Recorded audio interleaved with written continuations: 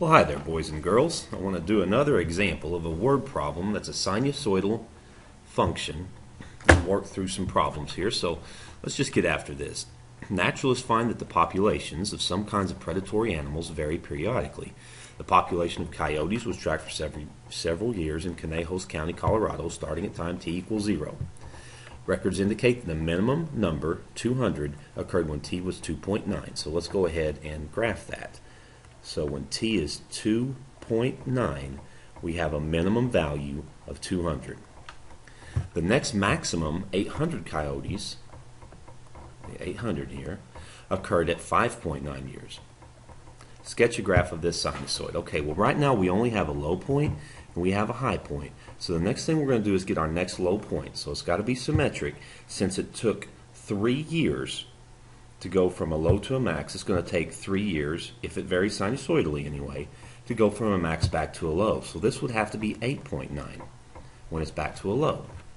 So here is our little sinusoid. Oh, that's not a pretty graph, but not pretty. Not pretty. Sorry. Okay, but you get the idea. All right, now what we're going to do is write an equation expressing the number of coyotes as a function of time t. So I'm going to write that the coyotes as a function of time is equal to, so our sinusoidal axis is halfway between 200 and 800. Again, we add these and divide by 2, and that gives me the middle, the sinusoidal axis. That's the first number. And then plus, now our amplitude is 300. We've gone up and down 300 from the sinusoidal axis. And I'm going to write a cosine graph from right here, so it's going to be cosine. And then remember, you do 2 pi divided by the period to get your b. Now the period here is from low point to low point. That is 6 years. So I'm going to have 2 pi divided by 6. And then I'm going to do x minus 5.9. And again, a lot of you on your calculators are closing your parentheses too early on this, and you're just getting a straight line on your graph. Okay, so there we have it. We've got that equation. Now predict the population when t equals 7 years. So I want to find the number of coyotes when t is 7. So we're going to go to our calculator for that. So here's our calculator, and I've got my equation in y equals. I'm going to make sure it's still there and exactly what I wanted. Yes, that's what I wanted. All right, and so what I can do is I can go to the table and I can scroll down until I get to empty space and just hit 7.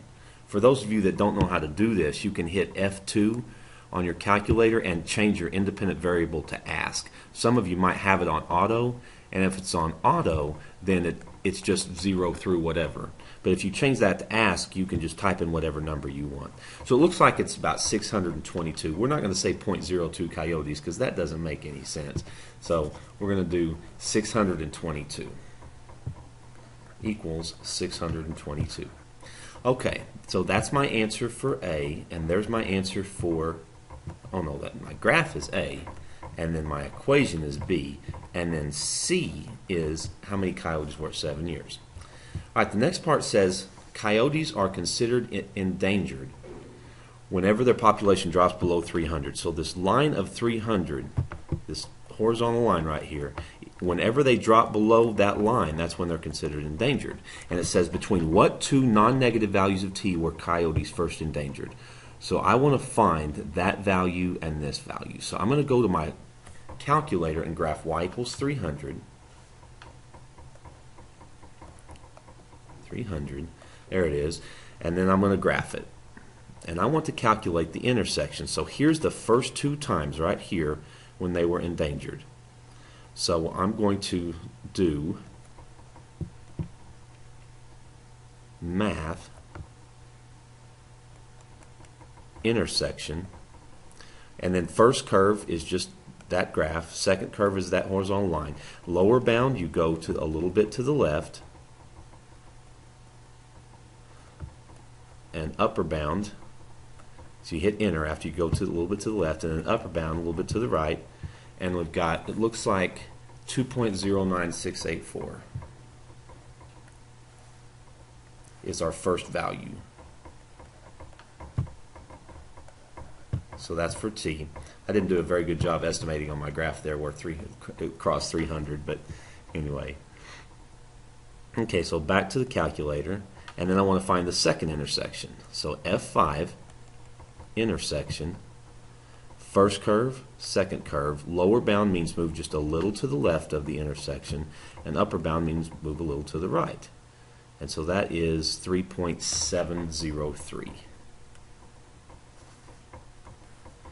T equals 3.703. Okay, so that's between these two times in years. That's when the coyotes were first endangered. So that's my answer to D. So that's just another example of how to work these word problems with sinusoids, and I will see you guys tomorrow.